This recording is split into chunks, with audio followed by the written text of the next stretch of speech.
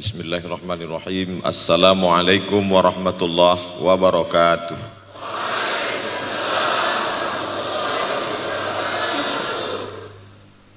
Alhamdulillahi wa kafa wassalatu wassalamu ala al-habibil mustafa wa ala alihi wa ashabihi ahli tuqa wal wafa.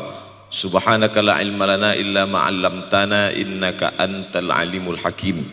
Rabbi shrah li sadri wa yassir li amri wahlul 'uqdatam min lisani yafqahu qawli. Yang sama-sama kita hormati bapak-bapak wakil rektor, tidak dapat saya sebutkan satu persatu, ketua takmir masjid, hadirin hadirat jamaah fardhu subuh, bil khusus adik-adik mahasiswa mahasiswi, insyaallah kita semua dimuliakan Allah Subhanahu wa taala. Amin.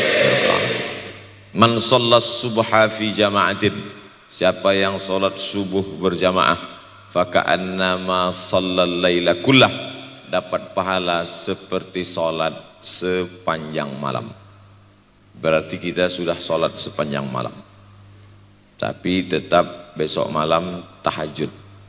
Jangan karena sudah salat subuh berjamaah lalu tidak lagi tahajud, apalagi yang memang tak pernah tahajud, dan ini dijadikan alasan. Besok kalau ada orang membangunkan dia, bangun salat tahajud, man shallas subha fi jama'atin faka'annama shallal laila kullah. Man shallas subha fi jama'atin, siapa yang salat subuh berjamaah, kana fi zimmatillah. Dalam hadis yang lain, siapa yang salat subuh berjamaah maka sampai petang sampai malam nanti dia akan mendapatkan zimmatillah, tanggungan. Makna tanggungan dipelihara, dijaga Allah zahir dan batin. Kalaupun dia mati hari itu, matinya dalam istiqamah dan husnul khatimah. Itu maka salat subuh berjamaah. Kalau mau melihat orang munafik, lihat pada salat subuhnya. Tapi dalam hadis ini cuma 3 ustaz. Idza haddatsa kadzaba, bicara dusta. Wa idza wa'ada akhlafa, kalau berjanji ingkar. Wa idza tumina khana, kalau diberi amanah berkhianat. Dalam hadis lain, kalau sudah terlihat orang salat subuh berjamaah, insyaallah diselamatkan dari nifak, kemunafikan dalam hatinya. Munafik diambil dari 3 huruf, nafaqa. Nafaq, tunnel, terowongan, 2 pintu, ada pintu masuk, ada pintu keluar, punya 2 wajah, berbeda zahir, berbeda batin, tapi salah satu tanda adalah pada salat subuh. Mudah-mudahan Allah menyelamatkan kita dari sifat munafik. Makanya perempuan-perempuan kalau mau dapat suami yang selamat dari munafik, inilah dia pasukan salat subuh ini. Selesaikan aja dulu 8 semester.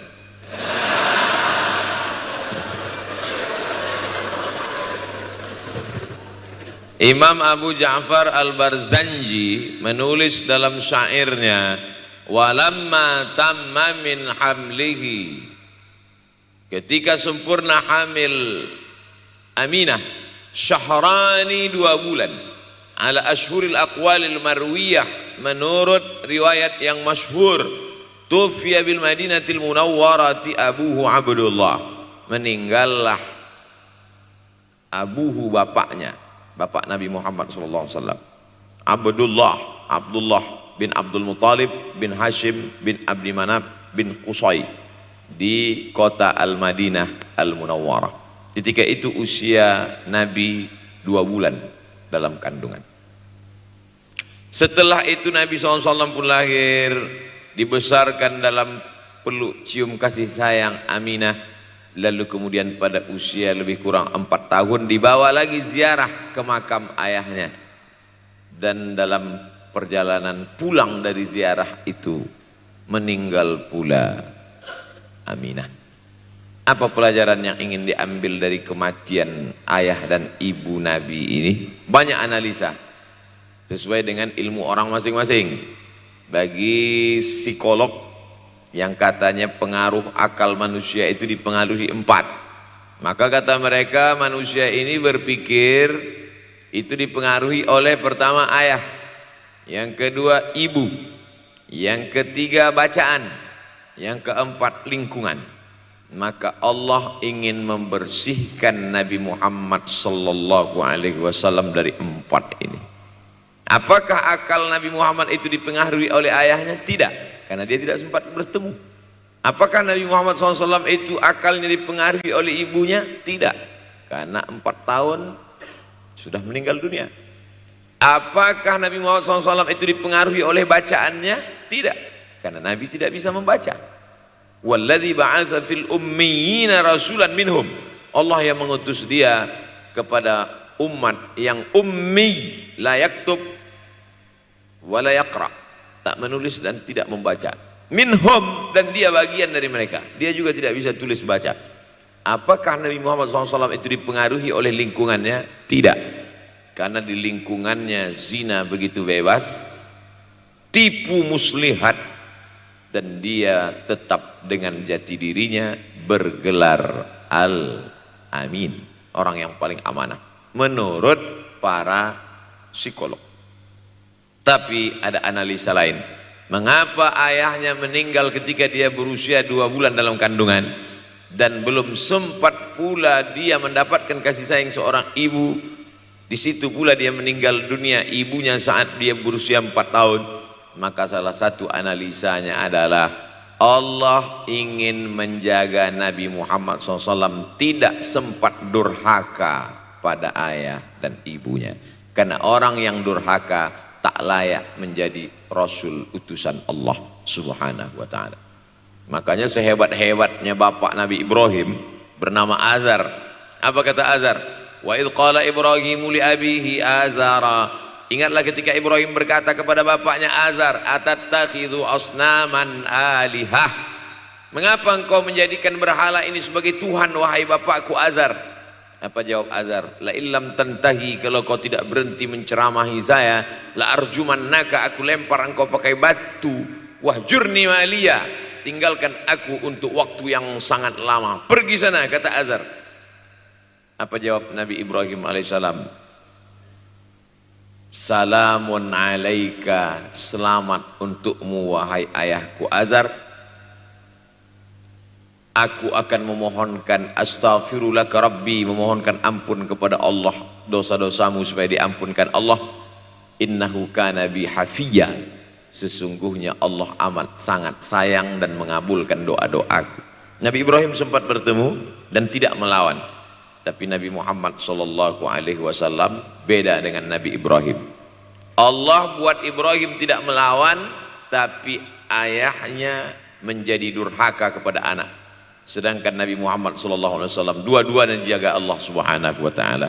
Nabi Muhammad dijaga sehingga tidak sempat durhaka kepada Abdullah dan Aminah, dan Allah pula menjaga Abdullah, menjaga Aminah, sehingga tidak sempat menyakiti manusia yang paling mulia, Nabi besar Muhammad sallallahu alaihi wasallam. Saya tidak memilah-milih nabi-nabi, karena kita memang tidak boleh la nufarriqu baina ahadim mir rusuli. Kita tidak boleh membeda-bedakan antara satu nabi dengan nabi yang lain. Lalu yang membedakan itu siapa? Allah Subhanahu wa taala. Dari cara panggilnya saja berbeda. Kalau Nabi Adam dipanggil Allah, ya Adam uskun anta wa zaujukal jannah. Nabi Yahya dipanggil Allah, ya Yahya khudhil kitaba biquwwah. Nabi Isa dipanggil Allah, ya Isa inni istafaituka 'alan nas. Tapi Nabi Muhammad sallallahu alaihi wasallam, Allah tidak pernah manggil dia ya Muhammad. Allah panggil dia dengan 2 sebutan. Pertama, ya ayyuhar rasulu balligh, wahai rasul. Dalam panggilannya yang lain, ya ayyuhan nabiyyu jahidil kuffar. Bukan kita yang membedakan, Allah yang membedakan cara panggilan untuk Muhammad sallallahu alaihi wasallam. Begitu juga dengan berdoa. Kalau Nabi Musa alaihissalam dia yang berdoa, Rabbishrah li sadri, lapangkan dadaku, wa yassirli amri, mudahkan urusanku. Tapi Nabi Muhammad tidak berdoa, Allah langsung memberi. Apa kata Allah? Alam nashrah laka sadra. Apakah belum kulapangkan dadamu? Wa rafa'na laka dzikrak, kami angkat bebanmu. Alladzi anqadha dhahrak, yang membebani pundakmu. Belum dia berdoa, sudah dikabulkan Allah, karena janji Allah kepada dia, wala saufa yu'tika rabbuka fatarda, apapun yang kau mau akan kuberi. Salah satu penyebab Allah memberi apa yang dimau sebelum meminta adalah kalau tidak pernah durhaka kepada orang tua. Oleh sebab itu judul yang diberikan kepada saya, Ustaz Abdul Somad, nanti tablik akbar di kampus Universitas Ahmad Dahlan. Apa temanya? Biasanya saya diberikan tema untuk anak-anak muda meraih masa depan bebas narkoba dan pacaran. Apa temanya untuk anak-anak muda? Bagaimana pokoknya, tapi di Universitas Ahmad Dahlan saya diberi tema. Apa temanya? Birrul walidain. Masya Allah. Saya bilang alhamdulillah, untung saya nggak dikasih tema birruz zaujatain. Artinya apa? Sehebat apapun prestasi akademikmu, kalau sampai tidak memuliakan orang tua, hampa di hadapan Allah Subhanahu wa ta'ala. Ada seorang laki-laki, kata Nabi, kalau nanti dia datang kemari minta doa sama dia karena doanya makbul. Sahabat heran, karena sahabat itu definisinya man laqiyan Nabi sallallahu alaihi wasallam wa amana bihi wa mata 'alal Islam.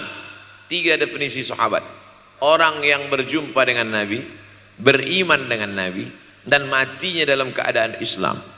Maka itu disebut dengan sahabat menurut ilmu hadis.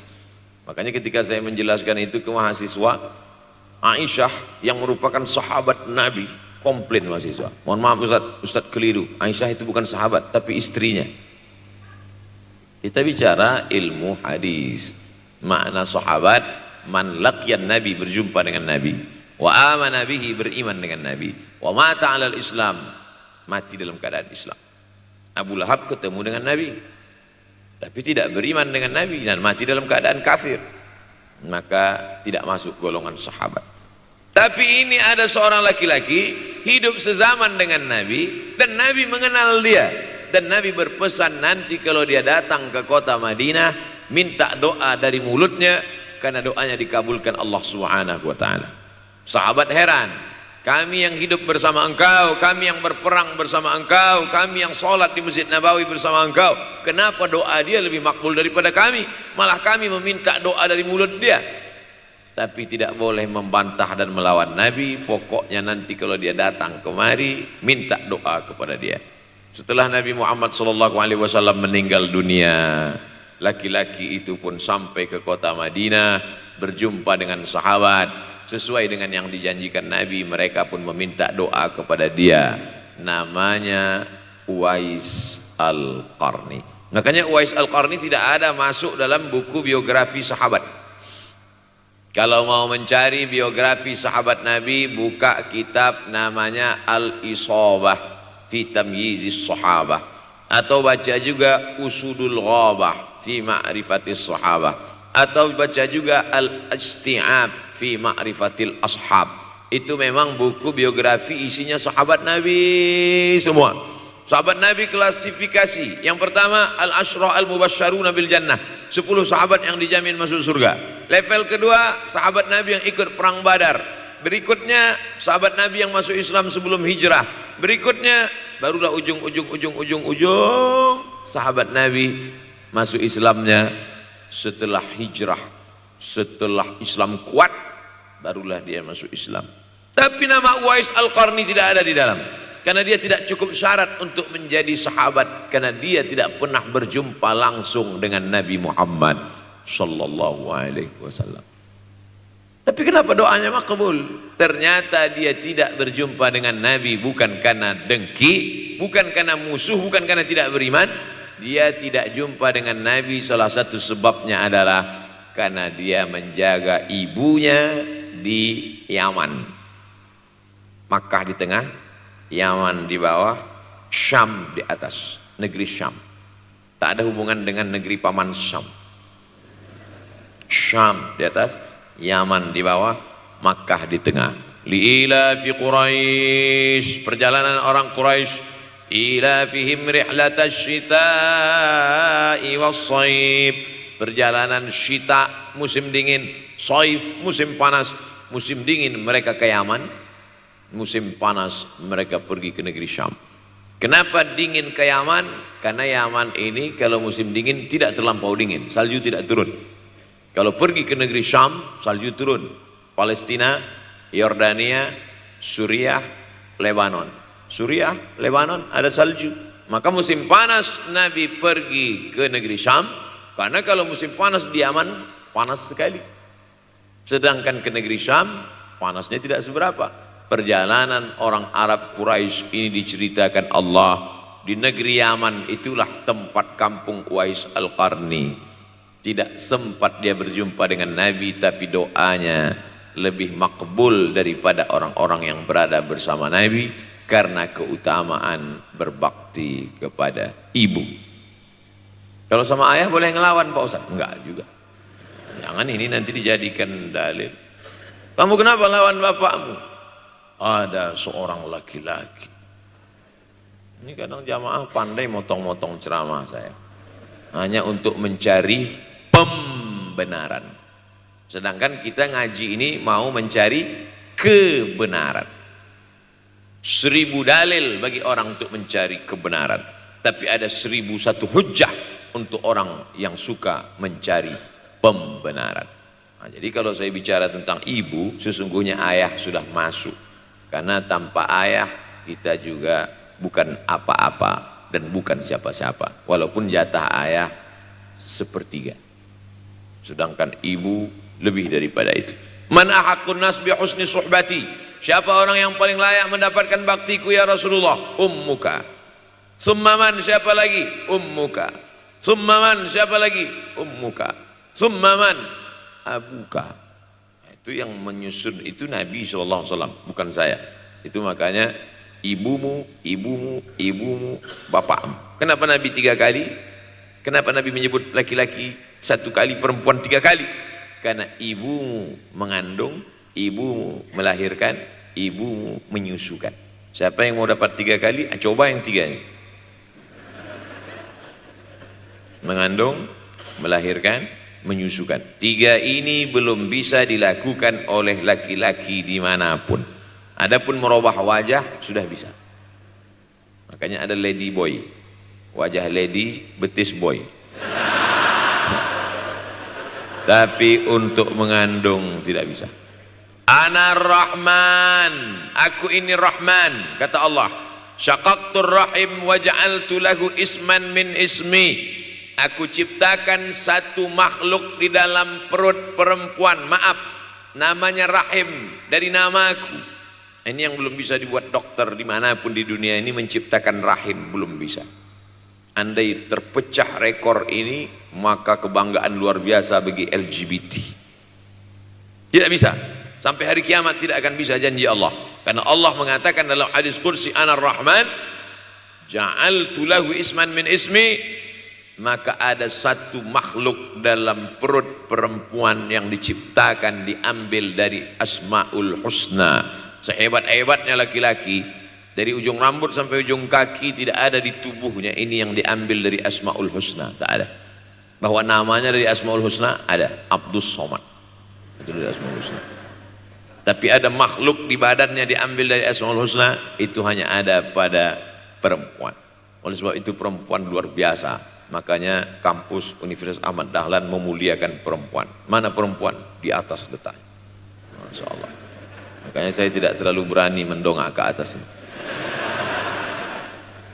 Begitu hebatnya perempuan. Perempuan adalah ibumu, perempuan adalah istrimu, perempuan adalah anakmu, perempuan adalah adikmu. Maka saat engkau memuliakan perempuan, engkau sedang memuliakan 4 aspek dari kehidupan. Ketika Nabi Muhammad SAW diutus Allah ke atas muka bumi ini, salah satunya adalah mengajarkan manusia bagaimana menempatkan pada posisinya. Posisi dia adalah tempat kita menumpang. Ketika ada seorang laki-laki yang sudah sukses diwawancarai, siapa orang yang paling berjasa dalam hidup Anda? Dulu waktu saya merantau ke Yogyakarta, belum ada apa-apa. Saya sempat numpang di rumah dia selama 4 bulan. Kata seorang artis dalam sebuah wawancara. Begitu bangganya dia berkata, itulah orang paling berjasa kepada saya karena saya sempat numpang di rumahnya 4 bulan. Tapi ada yang dia lupa. Bukan rumahnya yang kau tumpang, bukan ruang tamunya yang kau diami.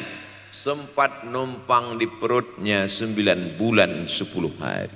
Tak pernah kau sebut. Angkat tangan yang tidak menumpang di rahim. Langsung dari planet Mars langsung kemari. Enggak ada. Mr. Bean yang kita semua sehebat apapun pernah menumpang di perutnya. Oleh sebab itu makanya dosa yang paling mengerikan adalah kalau ada orang jual sabu-sabu, peminum khamar, di dunianya bahagia, happy, senang. Itu Ustaz, pengedar narkoba, hidupnya aman, adem, ayam, tentram. Di akhirat azabnya baru diberikan Allah Subhanahu wa taala. Ada orang yang pelakor senior tapi hidupnya di dunia senang-senang saja, di akhirat nanti azabnya ditunda. Namanya istidraj. Istidraj diambil dari kata daraja, tertunda. Azab yang tertunda. Sudah jadi judul sinetron. Azab yang tertunda. Tapi ada satu perbuatan dosa yang pasti di dunia dirasakan. Apa itu? Durhaka pada orang tua. Orang yang durhaka pada orang tua, di dunia dia tetap dapat, di akhirat dapat sekali lagi. Itu janji Rasulullah SAW. Lama hidup banyak dirasa, jauh berjalan banyak dilihat, lama jadi ustadz banyak yang curhat. Maka tidak satu dua itu saya lihat dalam kehidupan. Hebat, rezeki banyak melimpah ruah, tapi jauh dari kebahagiaan. Apa sebab? Janji Rasulullah SAW. Orang yang durhaka pada orang tua di dunia sudah dapat, di akhirat dapat lagi, dapat. Di mana letak keadilan Allah? Kenapa di dunia sudah dapat, di akhirat dapat lagi? Yang di dunia itu baru DP-nya, di akhirat baru kau rasakan cash-nya. Oleh sebab itu jangan pernah melawan pada orang tua, jangan pernah melawan. Apapun kata dia, jurus menghadapi orang tua ini tidak banyak, 3 saja. Kalau dia marah-marah, kalau dia cerewet, kalau dia ngamuk-ngamuk, pertama diam.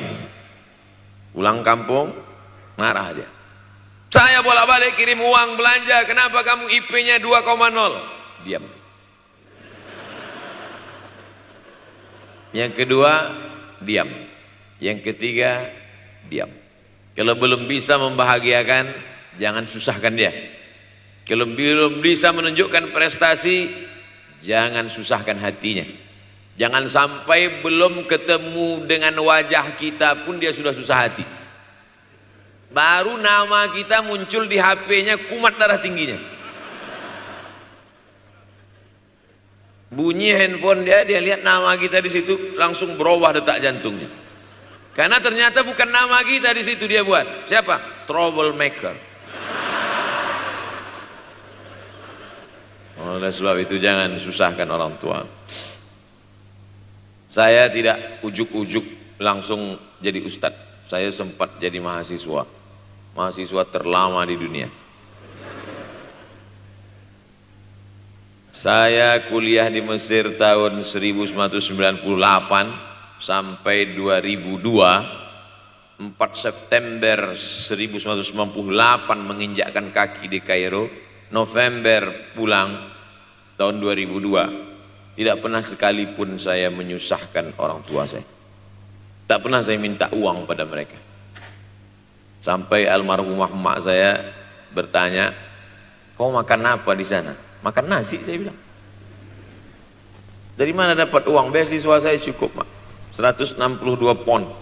50 untuk makan, 50 untuk rumah, tinggal 62, 20 dibagi lagi untuk ongkos, 20 untuk buku, 20 disimpan, mana tahu demam sakit nggak ada uang. Sampai pulang.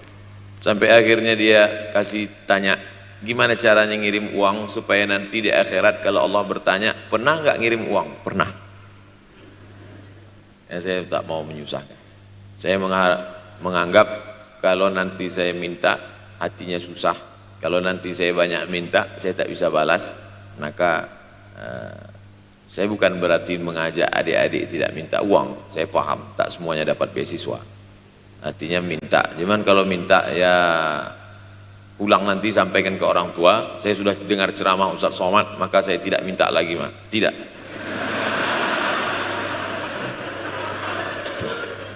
Tapi tolong dirapel setahun sekali aja. Kalau mau merasakan bagaimana sayang mereka, coba hilangkan sayangnya itu agak 1 bulan, 2 bulan, 3 bulan, itu baru terasa. Karena sifat manusia ini kalau sudah tidak ada baru terasa. Judul lagu Roma. Kalau dia masih ada di depan mata kita, masih dekat dengan kita, kita merasa dia biasa-biasa saja. Tapi kalau dia sudah tidak lagi ada, itu barulah. Oleh sebab itu coba kalau mau merasakan, kasih tahu dia, papa, mama, untuk biaya kuliah saya 1 semester ini tolong jangan kasih dulu. Saya mau jual koran dulu, saya mau kerja di Dorsmir dulu, saya mau kerja loper dulu, saya mau susah-susah dulu. Ketika saat kita tahu susahnya itu, tetes 10 keringat air mata, di situ baru kita tahu, oh ternyata perjuangan mereka ini luar biasa.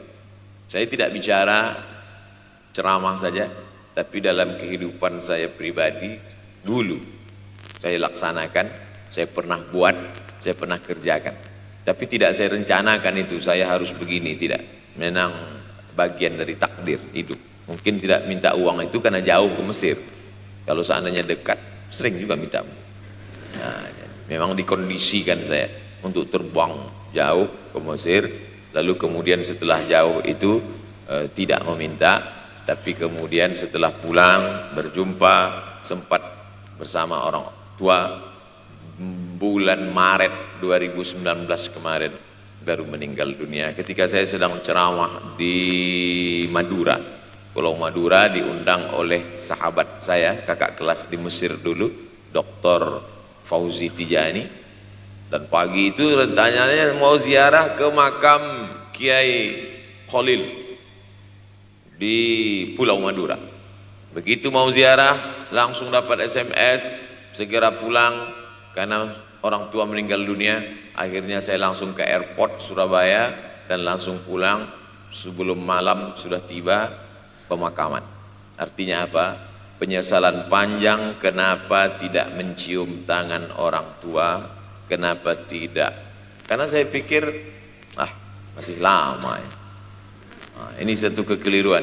Di mana-mana selalu saya sampaikan, jangan pernah berpikir usianya masih lama walaupun dia sehat. Karena sehat walafiat, tidak ada kurang satu apapun. Masih lama. Ternyata apa yang terjadi? Berangkat hari Sabtu, hari Ahad tausiah, hari Senin pagi, tanpa sebab, tanpa penyakit. Oleh sebab itu kalau masih hidup orang tuamu di rumah, pulang. Tapi jangan ini jadikan alasan. Besok nggak masuk kelas, gimana? Pulang semua.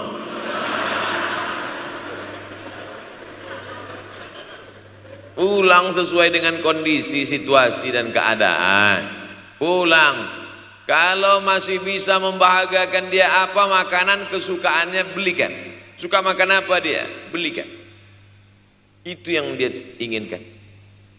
Andai kita gendong dia dari Yogyakarta berangkat ke kota Makkah, sampai di Makkah tawaf 7 putaran, dari Sofa ke Marwah, pulang lagi ke Jogja, belum tentu dapat membayar sekali teriakan dia saat mengeluarkan kita ke alam dunia.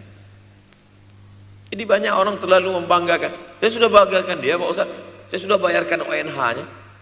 Berapa? Baru DP-nya.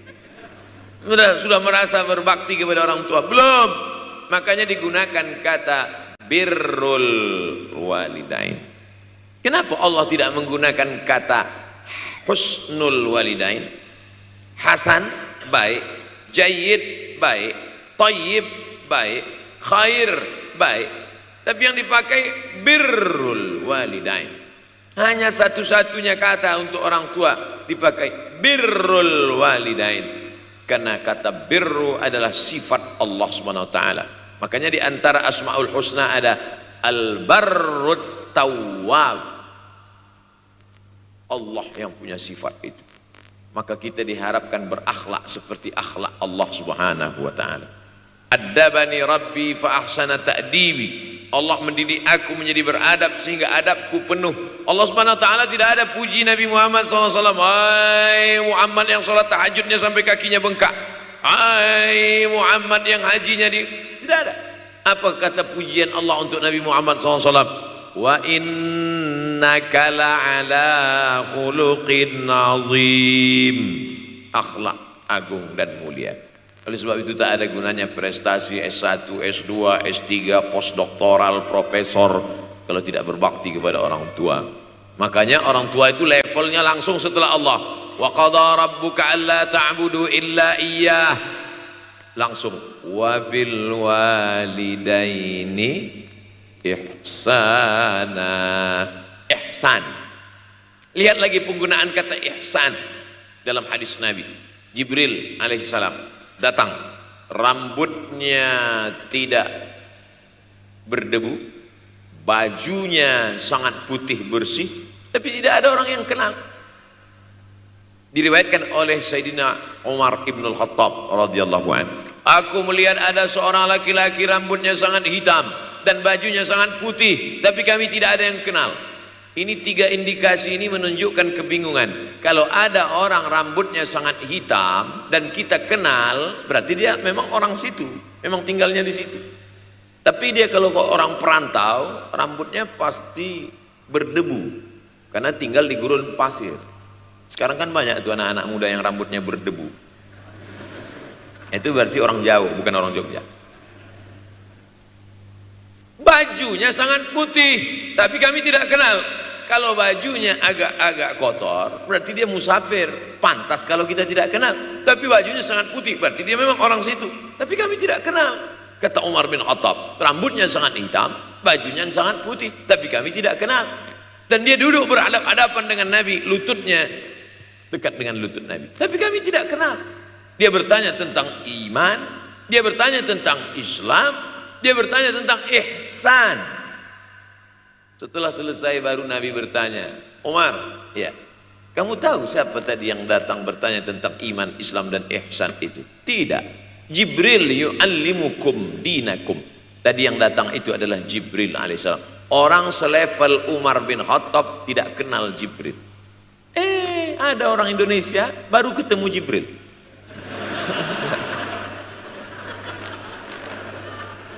Umar bin Khattab kalau lewat di suatu jalan, kalau Umar bin Khattab lewat jalan Sudirman, maka setan lari ke jalan lain. Ini ada orang satu perjalanan sama setan, ngaku kenal dengan Jibril alaihissalam. Makanya kalau baca hadis, satu hadis, tapi analisa dari hadis itu banyak sekali. Umar tidak kenal dengan Jibril kecuali setelah Nabi Muhammad SAW yang bercerita mengenalkan. Dari mana Nabi tahu? Nabi dapat wahyu dari Allah Subhanahu wa ta'ala. Tapi ada analisa lain. Apa maknanya? Allah menggunakan kata ihsan untuk orang tua, Nabi menggunakan kata ihsan untuk Allah. Ihsan untuk Allah, anta'budallaha ka'annaka tarah, kau sembah Allah seakan-akan engkau melihat dia. Fa illam takun tarah, kalau kau tidak bisa melihat dia, fa innahu yarak, sesungguhnya dia yang selalu melihatmu. Tidak pernah putus ihsan. Ihsan Allah kepada kita, tidak pernah putus pengawasan Allah. Bagaimana ihsan kita kepada orang tua, tak pernah putus bakti walaupun dia sudah meninggal dunia.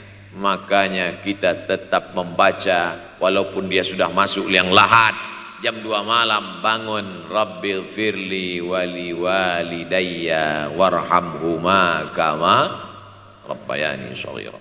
Ada seorang sahabat Nabi namanya Sa'ad. Sa'ad sudah jadi bahasa Indonesia. Banyak juga orang Indonesia laki-laki sifat Sa'ad. Orangnya Sa'id, artinya bahagia. Sa'adah, kebahagiaan. Jenenge sapa? Sangadah. Itu dari bahasa Arab. Sa'adatun, bahagia. Datanglah seorang laki-laki bernama Sa'ad menjumpai Nabi sallallahu alaihi wasallam, "Ya Rasulullah, wahai Rasulullah, ummi matat, ibu saya sudah meninggal dunia. Afa atasaddaqu anha? Kalau saya bersedekah, kira-kira pahalanya sampai apa tidak untuk almarhumah ibu saya?" Kata Nabi, "Tasaddaq, silakan engkau bersedekah." Ayu sadaqatu afdal, sedekah apa yang paling afdal? Saqiyul ma, memberi air minum. Memberi air minum, niatkan untuk almarhum almarhumah, kata Nabi, tasaddaq, silakan sedekah. Langsung tanpa pikir panjang, apa kata Sa'ad? Idzan ahfiru bi'ran, kalau begitu saya gali sumur sekarang juga, sumurnya saya wakafkan dengan niat almarhumah. Oleh sebab itu, yang orang tuanya sudah meninggal dunia, pulang dari sini jangan gali sumur, cukup telepon, "Assalamualaikum, sumur bor." Cari pondok pesantren yang kesulitan air, pergi ke kaki-kaki gunung, orang mencari air, satu jerigen mikul 5 kilometer jalan. Di situ tempat minum lembu, kerbau, di situ juga mereka mengambil air. Cari, galikan, mengalir air sumur untuk mereka, mengalir pula sampai ke liang lahatnya. Itu bakti kita. Pulang dari sini, cari pondok pesantren, panti jompo, panti yatim. "Assalamualaikum Bapak pimpinan yatim, saya lihat ini kamar mandinya sedikit, orang ngantri banyak, keran air tidak ada. Gimana ini? Berapa lagi yang perlu sumur bor di sini?" "Kami perlu kira-kira 5. Insya Allah." "Bapak mau bantu?" "Enggak, nanya-nanya aja." Nih, ini akan menolong di hadapan Allah Subhanahu wa ta'ala. Tapi kalau dia masih hidup, masih ada, senangkan hatinya. Pulang dari Universitas Ahmad Dahlan Yogyakarta dengan membawa selembar kertas. Apa itu? Transkrip nilai semester ini IP 4. Siapa yang tidak bangga? Bangga orang tua. Saya pulang dari Mesir, saya bawa ijazah LC. Satu lagi ijazah dari Maroko, MA. Ini mak, ijazah LC MA. Tapi saya lihat dia nampaknya tak bahagia. Karena dia dulu waktu saya kecil nyuruh saya, "Kamu mesti doktorandus." Itulah cita-cita ya dia yang tidak sampai. Saya mesti doktorandus. Di mana mau mencari titel doktorandus sekarang? LCMA. Saya bilang, "Mak, ini LCMA ini lebih hebat dari doktorandus." Artinya apa? Bahwa menyenangkan hati orang tua itu ketika hati dia terbuka, bahagia, disitulah pintu-pintu rezeki itu terbuka. Turun barokah-barokah itu. Buah kalau matang itu dijolok, jatuh. Dan menjatuhkan rahmat Allah itu, membuka pintu-pintu langit, mengetuk pintu-pintu rahmat dan ridha Allah dengan ridha orang tua. Makanya kata Nabi, ridha Allah fi ridhal walidain. Kalau Allah ridha, maka semua yang kau mau dia berikan. Orang kalau sudah ridha itu artinya senang. Orang kalau sudah senang, semua dia kasih. Apa yang ada di tangannya itu dia berikan. Tadi malam sampai di hotel, datang seorang jamaah, buka cincinnya, cincin paling dia sayang, dia kasih ke saya. Laki-laki. Nah nih Ustaz Somad, ambil. Duduk saya tadi, duduk, datang anak muda, dia lihat saya tak pakai sorban, dikasihnya sorban. Cuman akadnya belum jelas apa ngasih atau pinjam, wallahu a'lam. Ini saya perjelas. Orang kalau sudah senang hatinya, semua dia kasih. Begitulah orang kalau sudah dapat ridha Allah Subhanahu wa ta'ala. Kita baru berharap dapat ridha Allah. Makanya habis sholat subuh selalu diajarkan, raditu billahi Rabba, aku ridha engkau sebagai Rabbku ya Allah. Apakah Allah ridha terhadap kita? STJ, status tak jelas. Cara mendapatkan ridho Allah, pancing dengan ridho orang tua, senangkan hatinya, terbuka pintu rezeki. Makanya sulit hidup kita, sempit. Dari kerut kening kita udah kelihatan. Kenapa? Karena tidak ada ridho Allah, akibat tidak pernah menyenangkan hati orang tua. Senangkan orang tuamu, jadikan dia seperti raja, maka rezekimu akan melimpah seperti rezeki raja-raja. Bukan hadis Nabi, dapat saya dari grup WhatsApp. Senangkan saja hatinya, apa yang dia mau beri, tapi dengan cara yang halal. Nah, ini harus dalam kurung syarat dan ketentuan berlaku. Jangan gara-gara ceramah ini nanti pulang kalian ke rumah, papa, mama, ini ada mobil, ini ada rumah, ini berangkat pergi haji. Wow, orang tua senang, 2 bulan masuk KPK. Innallaha thayyibun, Allah maha suci, la yaqbalu illa thayyiban, Allah tidak menerima kecuali yang suci-suci saja. Wa anfiqu, berinfaklah, wa anfiqu, bersedekahlah, wa anfiqu, berwakaflah, wa anfiqu, berzakatlah, min thayyibat, yang baik-baik.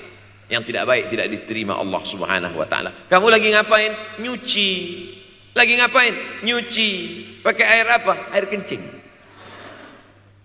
Begitu kata Syekh Abdul Wahab Asy-Sya'rani dalam kitabnya Tanbihul Mughtarrin. Tanbih, peringatan.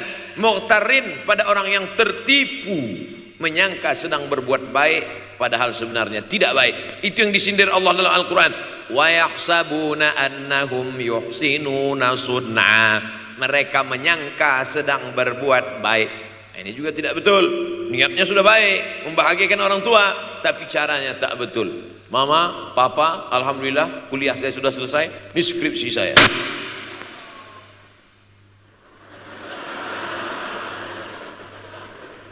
Masya Allah. Bayangkan kalau kiamat tiba-tiba terjadi. Begitulah agaknya terkejutnya kita. Kiamat terjadi tapi belum sempat berbakti kepada orang tua. Dosa belum sempat meminta maaf. Silap dan salah berapa kali kita kencing di kainnya yang bersih. Berapa kali dia tidak jadi tahajud gara-gara kita menangis dari Isya sampai subuh. Pakai pengawet nangisnya. Tapi kita tak pernah sadar itu. Kita menganggap kita di dunia ini dibesarkan angin. Kita menganggap kita ini bangsawan, bangsa yang hidup di awan. Berapa kali dia tidak jadi sholat duha gara-gara kita kencing. Berapa kali nasi yang sudah mau disuap masuk ke mulutnya tak jadi. Bahkan dia tidak makan sama sekali. Dan berapa kali makanan dia belikan hanya untuk susu, hanya untuk menyenangkan kita. Pernah kita balas. Dan dia tidak pernah minta balas itu. Oleh sebab itu, siapa yang mengingatkan? Abdul Somad diberikan judul berat ini. Judul yang paling berat ceramah tentang orang tua, tentang ibu, tentang ayah. Jarang saya mau menerima judul-judul pengajian. Ini pun dikasih tahu setelah sampai di sini. Maka saya belok-belokkan dikit. Air mata udah mau menetes, belokkan lagi. Nanti kalau saya nangis di sini, siapa yang ceramah kalau saya nangis? Oleh sebab itu maka yang orang tua yang masih ada, beruntung dan bertua, bawakan dia rumah makan. Ada sahabat saya namanya Ustadz Lukman di Pontianak, bukan Kuntilanak. Mereka punya program namanya Bawa Ibu ke Rumah Makan. Keren nama programnya. Bawa orang tua ke rumah makan.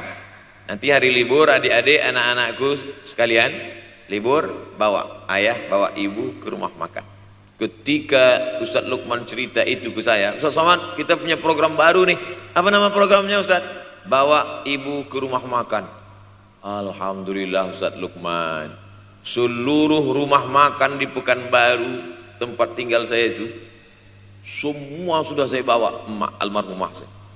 Saya bawa sup tunjang, saya bawa rendang, saya bawa goreng ayam, saya bawa goreng puyuh, saya bawa. Cuman ada rumah makan ular sawah itu yang tak saya bawa singgah. Lain dari itu sudah saya bawa. Tak ada penyesalan dalam hati. Senangkan hatinya. Apa pakaian yang dia suka?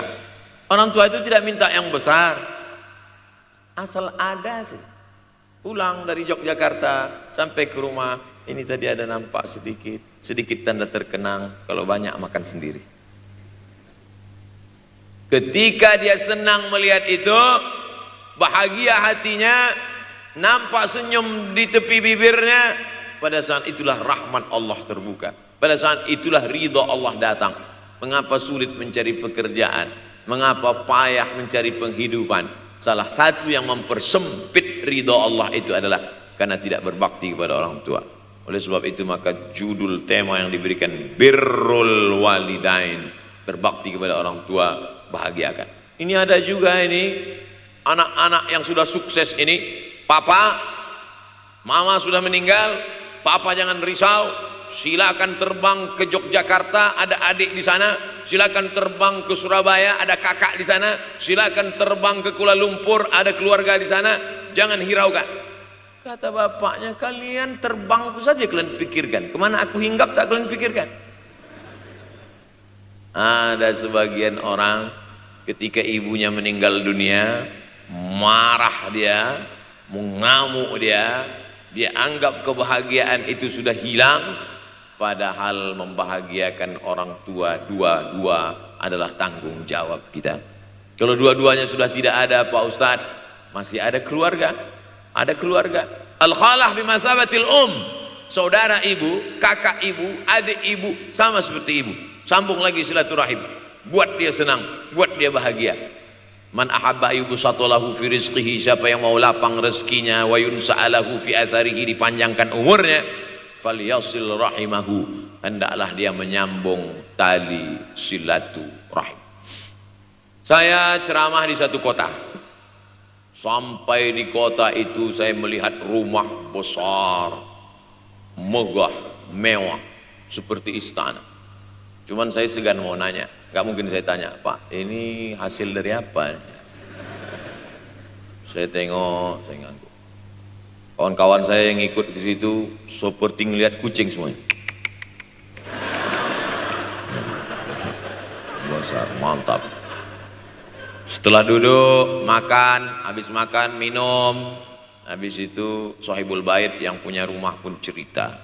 Ustadz Abdul Somad, iya Pak. Dulu ini hanya bambu-bambu yang dikasih daun, yang dikasih terpal. Tempat apa Pak? Tempat ibu saya buat pengajian. Setiap tahun dibuat begitu. Pasang tiang-tiang kayu, pasang terpal, daun-daun, pengajian ramai. Sampai akhirnya saya berkata, Bu, pengajian kita hentikan saja, stop.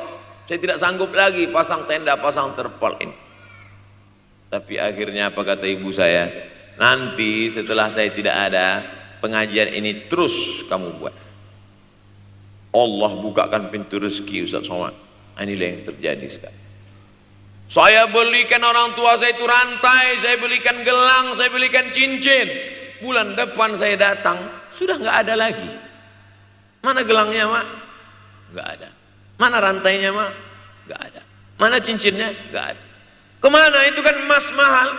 Sudah saya jual. Untuk apa? Untuk bersedekah ke fakir miskin. Rupanya gelangnya, rantainya itu habis dia berikan sedekah fakir miskin. Tobatkah si bapak untuk berbakti? Tidak. Bulan depan dia belikan lagi. Sampai akhirnya diberikan Allah balasan melimpah ruah. Ternyata ini rahasia dari keberhasilan hidup, karena menyenangkan hati orang tua. Saya tak sebut nama, saya tak sebut lokasi, tapi yang mau berkunjung nanti saya kasih lokasi tepatnya. Saya kasihkan nanti alamat dari Google, saya kasih. Supaya melihat secara nyata, kalaulah rezeki itu hanya diberikan kepada orang yang bersungguh-sungguh, pergi pagi pulang petang, peras keringat banting tulang, maka tentu yang kaya itu adalah sapi yang membajak dari pagi sampai sore. Kalaulah kekayaan, keberhasilan itu diberikan yang paling pandai memanjat, maka tentu yang kaya itu monyet. Tapi Allah berikan kepada siapa? Yang dia ridhai. Dan penyebab ridha Allah itu adalah karena orang tua yang senang hatinya. Yang sempat durhaka, tidak sempat minta maaf, meninggal dunia dia sudah, apa boleh buat? Kau sudah booking seat di neraka. Yang sudah sempat durhaka, tidak sempat minta maaf, meninggal dunia gara-gara dia pecandu narkoba, pemabuk, pezina, mati. Orang tua dalam keadaan susah. Berapa kali saya ketemu ibu-ibu selesai pengajian, pergi saya ke tempat parkir, ibu tua 70 tahun menangis. Ibu nangis kenapa bu? Anak saya Pak Ustadz. Kenapa dia? Disuruhnya saya jual tanah. Mama jual tanah. Untuk apa mama megang tanah? Udah tua aja pun jual. Mestinya anak itu yang menyenangkan hatinya di hari tuanya, bukan malah menyuruh jual tanahnya. Jual tanah supaya dia bisa bangun rumah, jual tanah supaya dia bisa menyekolahkan anak-anaknya. Na'udzubillah. Sudahlah tidak membahagiakan, malah menyusahkan. Ustadz, anak saya nyuruh saya jual tanah saya supaya dia senang, supaya dia dapat duit. Gimana nih Pak Ustadz? Mungkin si ibu berharap saya menjawab, ibu sabar aja ya bu, sabar ya. Ibu salah tanya bu, kalau mau sabar cari ustadz lain, ada spesialis sabar, bukan saya. Begitu dia kasih tahu, anak saya maksa saya jual tanah saya, Pak Ustadz gimana? Mana alamat rumah anaknya? Mana? Saya mau datang. Mana? Anak durhaka, neraka jahanam tempat kau.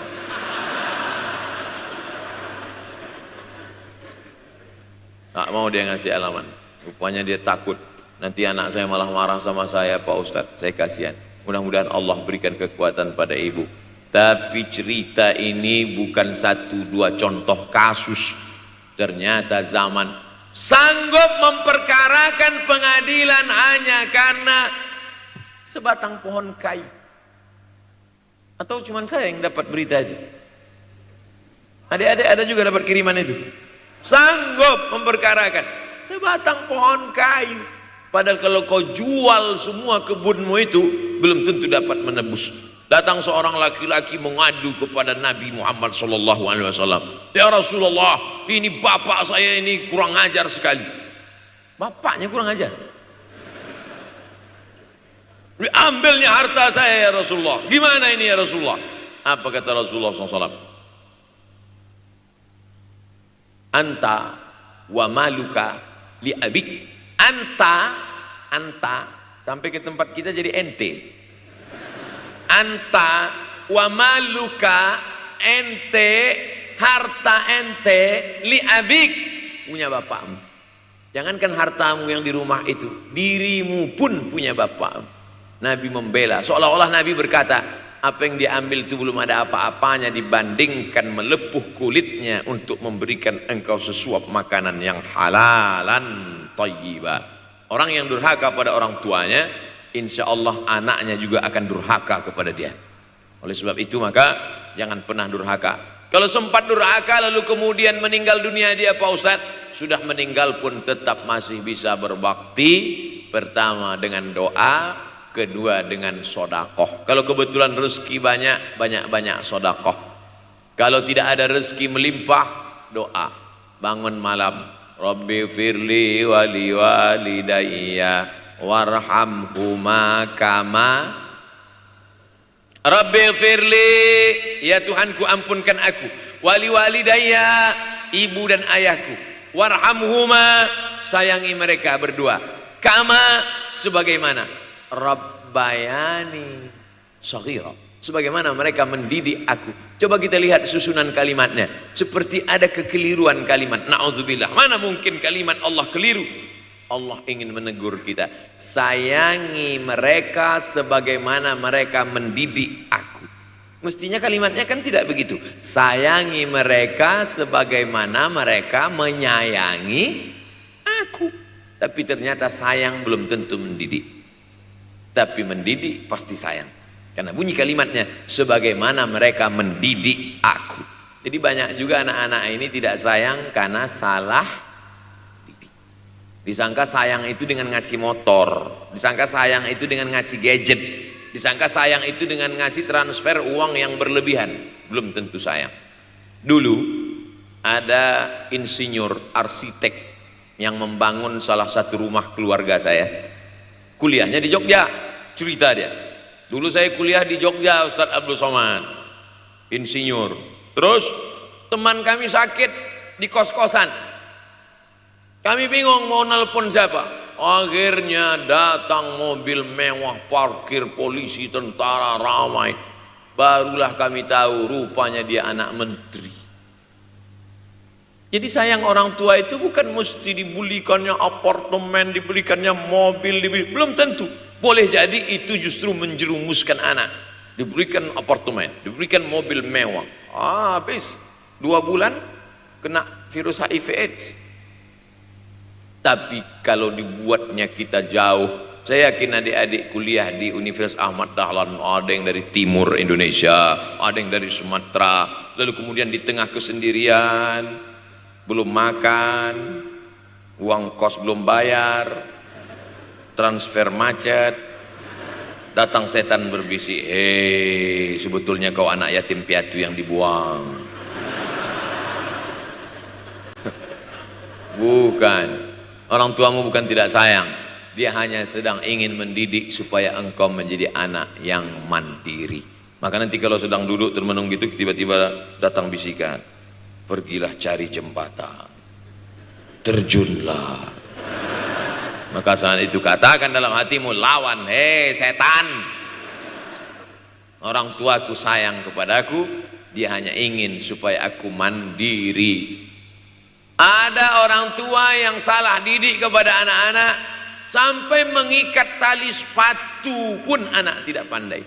Baru mau mengikat tali sepatu sudah diikatkan, baru mau makan sudah disuapkan. Akhirnya anak tidak punya keberanian untuk hidup.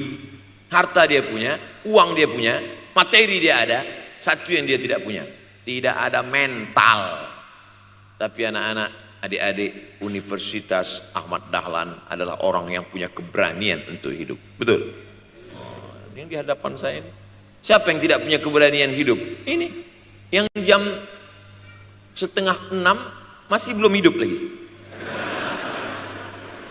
Ada ini tidak punya keberanian untuk hidup, hidupnya terlambat.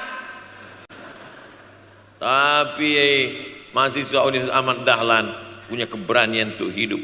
Bahkan mungkin dia lebih dulu hidup daripada saya. Lebih dulu bangun dia tadi. Alhamdulillahillazi ahyana ba'da ma amatana wa ilaihin nusyur. Tengok jam. Oh, rupanya masih jam 1. Tidur lagi. Saudaraku yang dimuliakan Allah Subhanahu wa taala. Maka my life, my adventure. Hidup saya adalah petualangan saya. Ini yang mau kita harapkan. Berani menghadapi tantangan. Ada orang yang menganggap hidup ini ya simpel-simpel aja lah Pak Ustadz. Tapi ada orang ingin hidup ini penuh dengan perjuangan. Sama seperti makanan. Ada orang simpel aja, nasi, kecap, telur rebus, dah cukup. Tapi ada orang mau ada goreng ayamnya, ada rendangnya, ada supnya, ada tom yamnya, ada lengkap semua. Begitu juga hidup ini. Ada orang yang simpel aja, ambil goreng ikan, makan. Tapi ada satu lagi enggak, pergi naik mobil sampai ke tepi hutan, naik motor, habis itu nyewa speedboat sampai di tengah laut memancing, ujung-ujungnya ikan juga. Yang dia nikmati bukan ikannya, tapi yang dia nikmati adalah proses untuk mendapatkan ikannya. Paham? Itu enaknya ngomong sama mahasiswa. Coba kalau yang masyarakat biasa, kita udah capek cerita, selesai ada pertanyaan, Ustadz maksudnya tadi apa ya? Aduh, capek gitu. Saya terus terang kalau ceramah di depan mahasiswa ini bangkit semangat saya lagi. Ini sekarang rasa-rasa umur 24. Tapi begitu nanti sudah mulai agak jauh dari mahasiswa, balik 42 lagi. Nah, makanya saya senang kalau diundang ke kampus-kampus. Saya kalau di Jogja diundang di kampus terus, walaupun nggak semua nerima.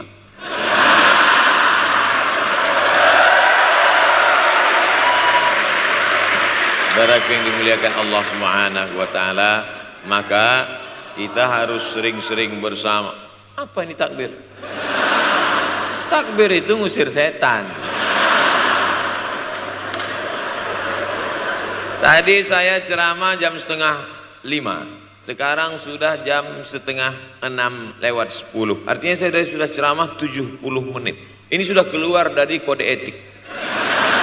Karena di mana-mana saya ceramah 60 menit.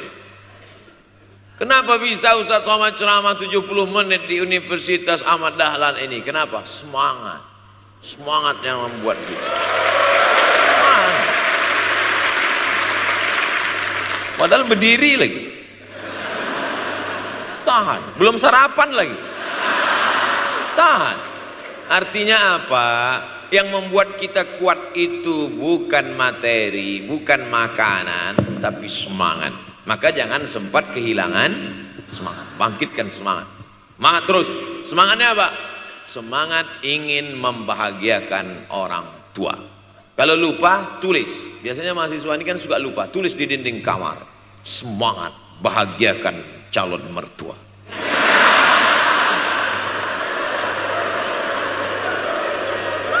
Nanti teman kos-kosan datang ngelihat, loh, kata Ustaz Somad kan orang tua, kenapa ente buat mertua?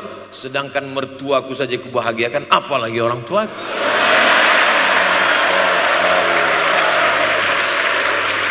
Begitu hebatnya. Cuman kadangnya kita hanya mendapat ini hanya di sinetron-sinetron saja. Real nyatanya di mana? Datanglah ke Universitas Ahmad Dahlan. Jadi hidup ini harus ada target yang mau dicapai. Banyak orang targetnya nggak benar. Saya ingin menjadi orang yang punya kepribadian, Pak Ustadz. Rumah pribadi, mobil pribadi. Target bahagiakan orang tua. Gaji pertama kalau kerja nanti umroh. Oh, gitu. Ma, doakan. Nanti kalau aku kerja insya Allah gaji pertama nanti memberangkatkan umroh. Syukur-syukur nggak usah diomongkan dulu, kasih surprise. Senang. Mama, ayah, ini gaji pertama. Dia buka tengok 700.000.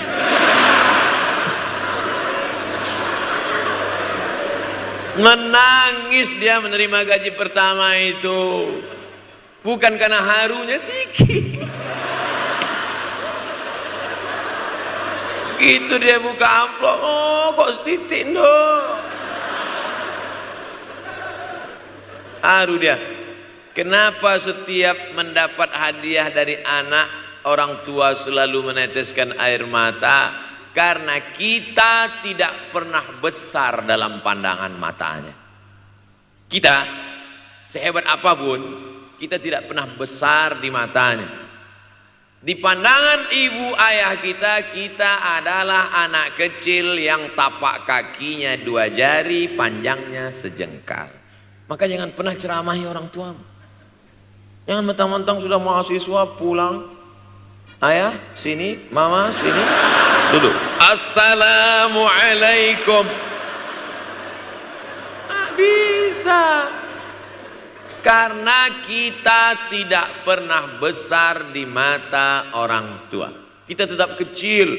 Walaupun kamu sudah menikah, sudah punya istri, sudah punya anak, kau tetaplah anak-anak dalam pandangan dia. Oleh sebab itu jangan sok besar, jangan sok hebat.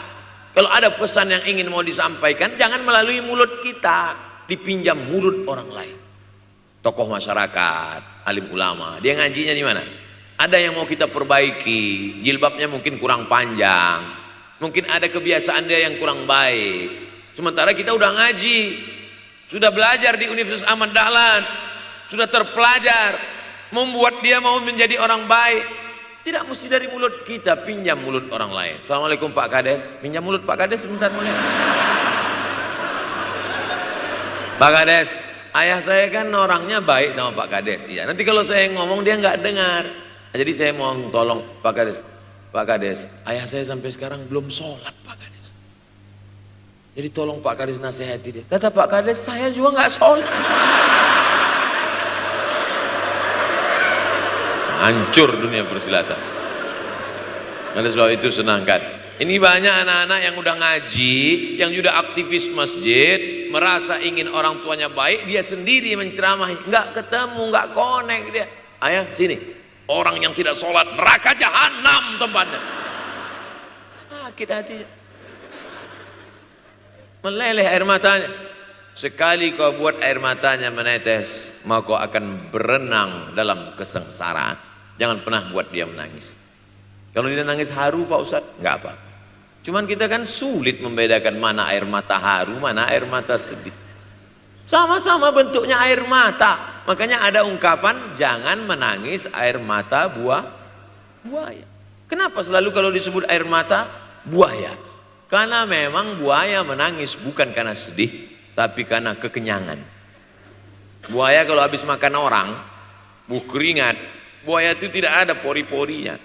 Kita kalau berkeringat kan keluar pori-pori, ini keluar air. Buaya nggak ada. Satu-satunya tempat air keluar, nah itulah. Makanya menangis buaya. Keluar air mata buaya. Maka jangan sampai kita nangis karena kekenyangan. Haru dia melihat pemberian kita. Di saat itu menetes air matanya, berdoa, dia memanjatkan doa, mengetuk pintu-pintu langit, terbuka. Masya Allah. Tembus. Pantasan doa mahasiswa Universitas Ahmad Dahlan kabul, rupanya pintu terbuka. Doa kepada Allah Subhanahu wa taala. Kadang-kadang kita merasa doa kita yang dikabulkan Allah, kadang-kadang kita merasa sok hebat. Setelah dia meninggal dunia, barulah kita sadar rupanya selama ini kita hanya menumpang doa. Numpang. Bukan doa kita yang dikabulkan Allah ternyata, tapi doa dia. Tapi dia tidak pernah cerita itu. Dia nggak pernah ngomong. Apa pernah dia panggil kita? Sini sebentar. Aku sudah capek doain nanti. Nggak pernah dia bilang itu. Dia cukup mengadu tengah malam, ya Allah, anakku ini jadikan dia berhasil kuliahnya, ya Allah. Sudah hampir 14 semester nggak selesai-selesai itu. Dia mengadu kepada Allah Subhanahu wa taala. Ma, aku susah ini sekarang. Susah kenapa? Skripsiku ditolak terus. Pembimbing kemarin itu mempersulit terus. Berdoa dia tengah malam, ya Allah, lapangkan hati pembimbing itu supaya anakku cepat, ya Allah. Kalau enggak, matikan dia, ya Allah. Kabul, 2 hari setelah itu meninggal. Tapi kita tidak bisa request. Oleh sebab itu maka banyak-banyak dekatkan kepada orang tua, senangkan. Saya ceramah di Malaysia, dibawa jamaah ke mall.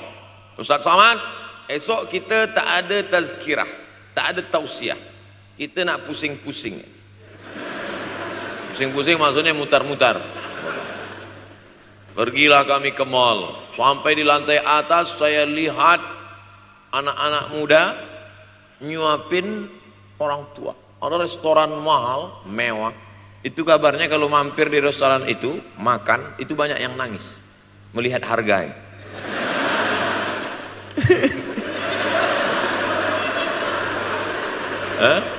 Ada saya lihat anak-anak muda yang ganteng-ganteng, perempuan yang cantik-cantik menyuap orang tua. Orang tua yang sudah tak berambut, sudah perempuan tak berambut lagi, rontok saking tuanya, kulit sudah keriput. Duduk. Didorong pakai kursi roda, dibawa ke mall, sampai di itu diberikan restoran tercanggih, termahal, dia sendiri yang menyuapkan makanan. Ternyata bagi saudara-saudara kita Tionghoa, salah satu mengundang berkah menyenangkan orang tua. Itu keyakinan mereka. Kok kenapa ente kasih makan? Ya oke lah. Ajaran kita mengajarkan tapi kita tak amalkan. Ketika tetangga, kawan, sahabat kita mengamalkan, rezekinya melimpah, baru kita heran. Dia kok kaya ya? Iyalah, dia kan punya tuyul. Tuyul mana bisa bawa duit banyak? Nih keberkahan. Oleh sebab itu, jangan cuma sekedar ngaji-ngaji aja. Pulang dari sini, kalau memang tinggal di Yogyakarta atau di luar nanti pas liburan, sisihkan uang, bawa dia ke mall, bawa dia ke restoran, senangkan hatinya, bawa dia jalan-jalan. Cuman tetap juga yang logis. Kalau dia udah tua, janganlah dikasih kacang goreng. Sesuaikanlah, agar-agar kasih. Yang nggak perlu dikunyah. Kiri kanan gol, kiri kanan gol. Orang tua bawa kasih kacang, menyiksa itu. Saudaraku yang dimuliakan Allah Subhanahu wa taala, kenikmatan yang terbesar adalah ketika orang tua masih ada bersama kita. Kalau sudah tak ada, nanti saat Idul Fitri, Allahu Akbar, Allahu Akbar, Allahu Akbar, la ilah, barulah menetes air mata. Mama. Saya kalau sudah menengok orang menangis terlalu berlebihan mengenang orang tua, ini pasti ada, kalau bahasa kampung kami, something wrong. Ini pasti ada sesuatu ini. Karena orang kalau sudah habis tumpah, dia tidak akan menetes lagi. Tumpahkan kasih sayangmu itu sampai habis ludes, dia tidak akan menetes lagi. Tak ada penyesalan, karena semua sudah kita berikan. Kalaupun menangis hanya tetesan kasih sayang. Tapi kalau sampai mencakar dinding, mama, ini pasti. Saya kalau ada orang yang menyesal sampai mencakar dinding, mau saya antukkan aja kepalanya ke dinding. Dulu waktu hidup kenapa enggak waktu? Sekarang udah mati baru kau menangis kan? Senang kan? Nah, tapi tentu sesuai kemampuan kita, karena kata Allah, la yukallifullahu nafsan illa wus'aha. Allah tidak membebani orang lebih dari semestinya. Ustaz ceramah sampai jam berapa ini? Sampai jam 6 insyaallah. Saya mau melengkapkan. Jam kita sama tuh. Oh, sama. Jam 6. Jam 6 maka saya ceramah 90 menit nanti di Universitas Ahmad Dahlan.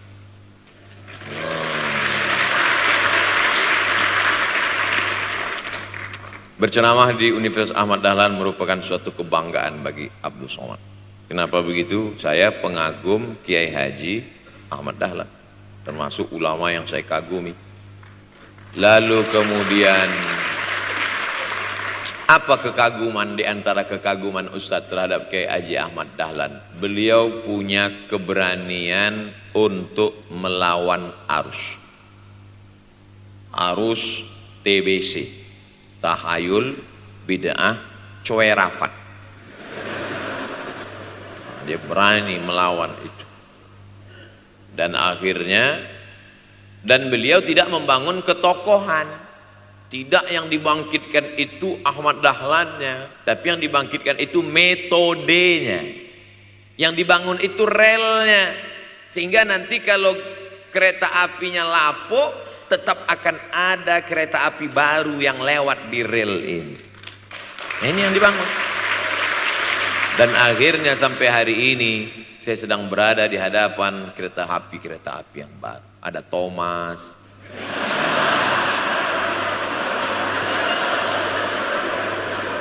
Kok Ustadz tahu Thomas? Anak saya paling suka itu. Satu koper kereta api.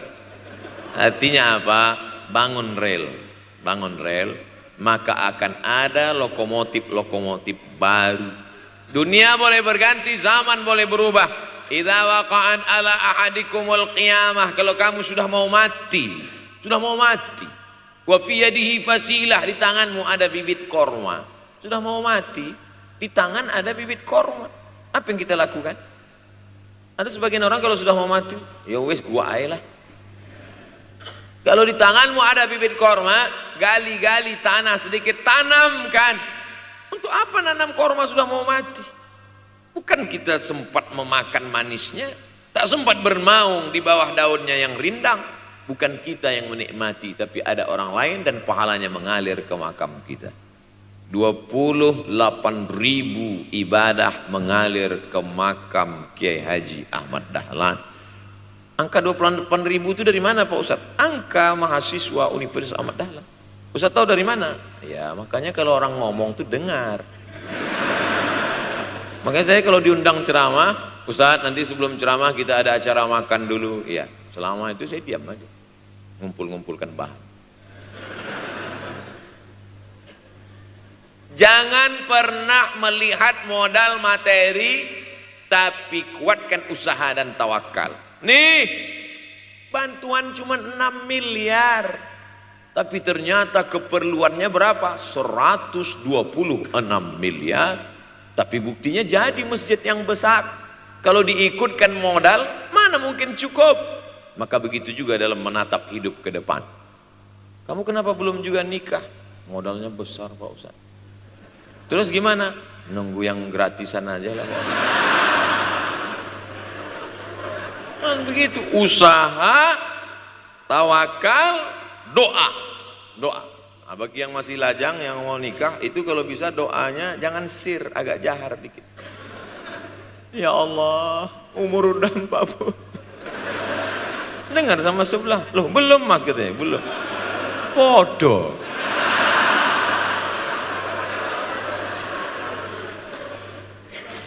Kira-kira rezeki itu Allah yang ngatur atau kita yang ngatur?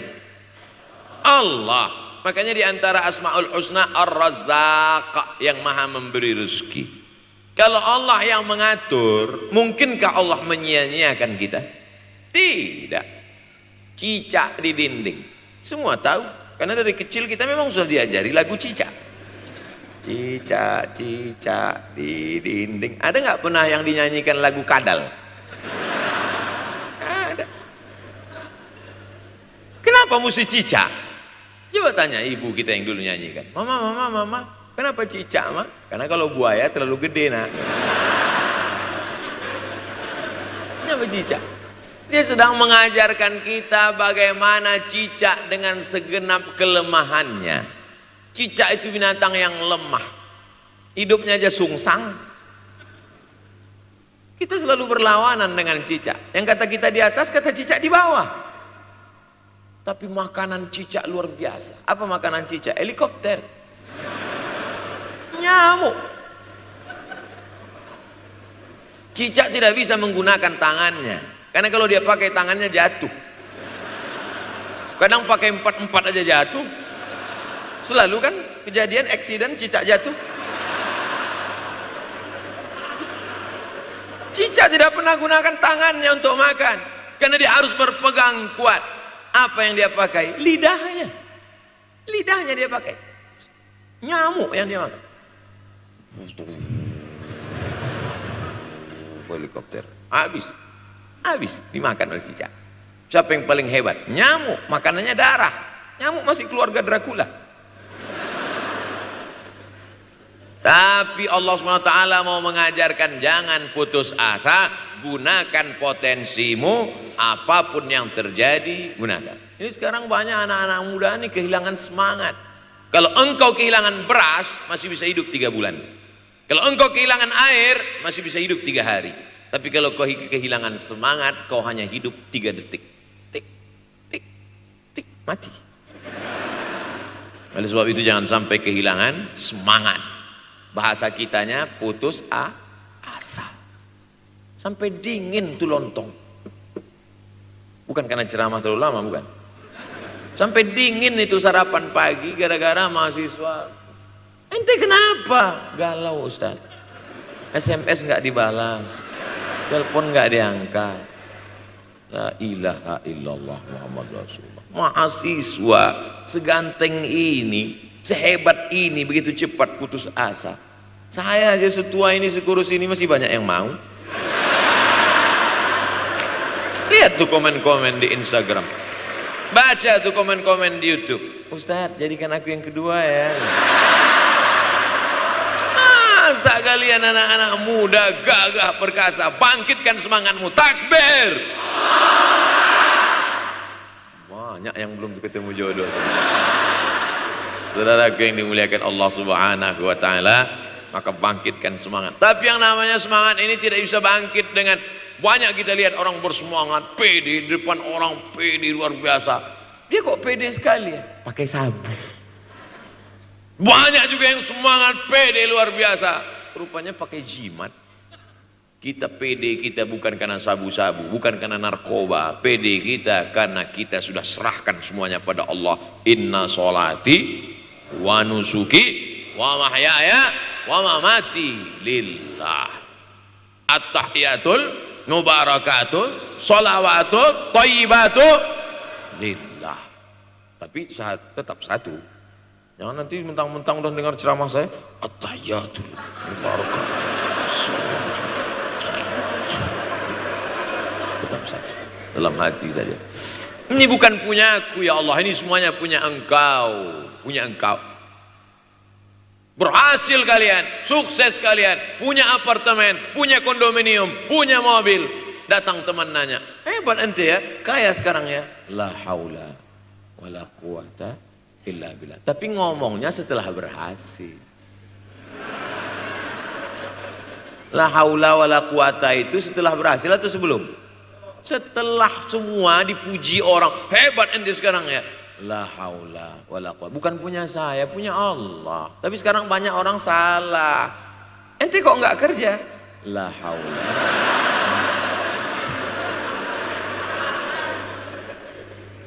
La haula wala quwwata illa billah. Subhanallah, masya Allah, tabarakallah. Menunjukkan manusia lemah, tak punya apa-apa. Dia ingin berkata, ini hanyalah punya Allah. Begitu juga dengan acara ini.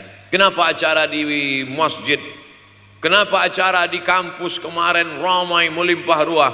Bukan karena panitia, bukan karena Ustaz Abdul Somad, bukan karena baleho yang besar, tapi la haula wala quwata illa billah. Pulang dari sini, bangkitkan semangat, senangkan hati orang tua, kejar prestasi, terus kuliah. Mudah-mudahan semuanya selalu mendapatkan kebaikan. Amin ya rabbal alamin. Terima kasih atas segala perhatian, mohon maaf atas segala kesilapan dan kekhilafan. Abdul Somad, hamba Allah yang fakir, mohon maaf. Berpisah kita di tempat ini, tapi kita tak pernah putus dalam persahabatan, karena kita selalu bersama, jauh di tempat, dekat di doa.